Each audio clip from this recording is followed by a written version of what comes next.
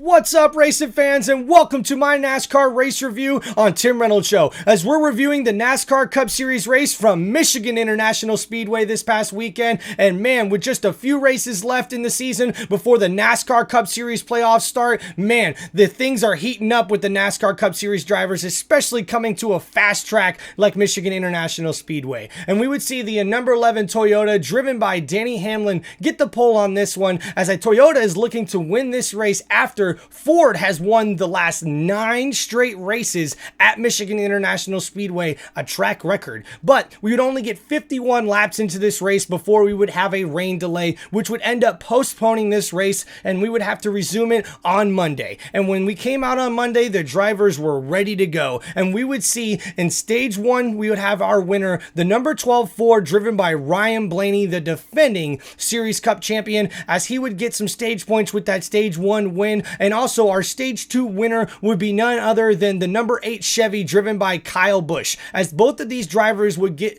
10 playoff points in the NASCAR playoff standings to help them, as Kyle Busch, the number 8 team, look to get into the playoffs, as they get a little more points to help them with that, as they look to make a playoff push. But the number 12 team and Ryan Blaney go ahead and move up in the playoff standings because of this stage win, after they've already won earlier this year, which has locked them in to the NASCAR Cup Series playoffs in 2024. But we would see another big caution come out, as the number 7 Chevy, driven by Corey LaJoie, would get into a huge wreck in this one, flipping over on top of his roof and skidding on the asphalt before he would hit the grass and barrel roll 2 more times before he would land on top. But everything would be okay, as Corey LaJoie would come out unscathed. And this is one of those big wrecks that you see at racetracks like Michigan International Speedway, which you'd only really see these kind of wrecks probably at sort of Daytona or Talladega for the most part. But man, glad Corey LaJoie was okay. We would also see another big wreck that would cost a driver in the playoffs a really big amount, as we would see the number 23 Toyota, driven by Bubba Wallace,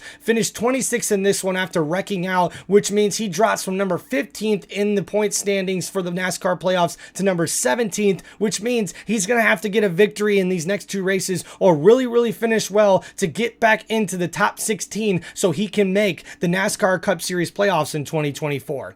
And then we would see the number 19 Toyota, driven by Martin Truex Jr., bring out a caution at lap 194 with just 6 laps to go. And then Tyler Reddick, the driver of the number 45 Toyota, would be up front for the first restart, but we would then see the number 1 Chevy, driven by Ross Chastain, bring out another caution, as that's another playoff cup bubble driver who really didn't finish well after bringing out the caution. And then we would see the number 24 Chevy, driven by William Byron, actually come out as the leader after this next restart in our second NASCAR overtime restart. But we would see him get passed by the number 45 Toyota, Tyler Reddick, as he would get the victory in this one at Michigan International Speedway, upsetting the field, as Toyota gets a victory here at Michigan International Speedway, the famous speedway with the manufacturers just up the road. And this would be Tyler Reddick's second win of the season, as he passed the number 5 car, driven by Kyle Larson, in the NASCAR point standings to be the top seeded guy right now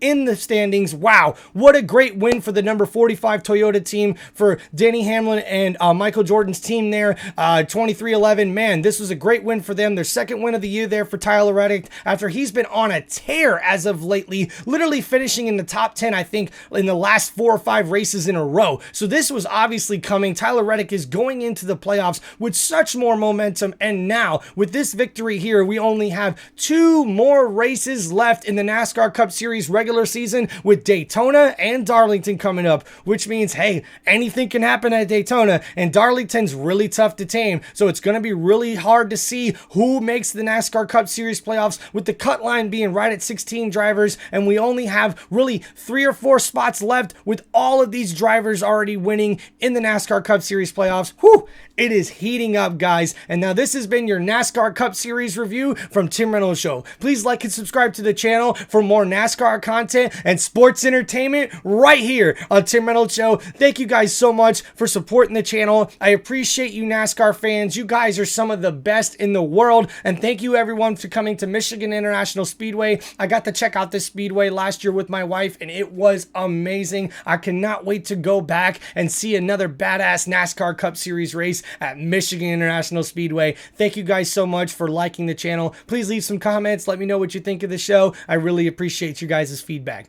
Peace out, everybody. Have a great day.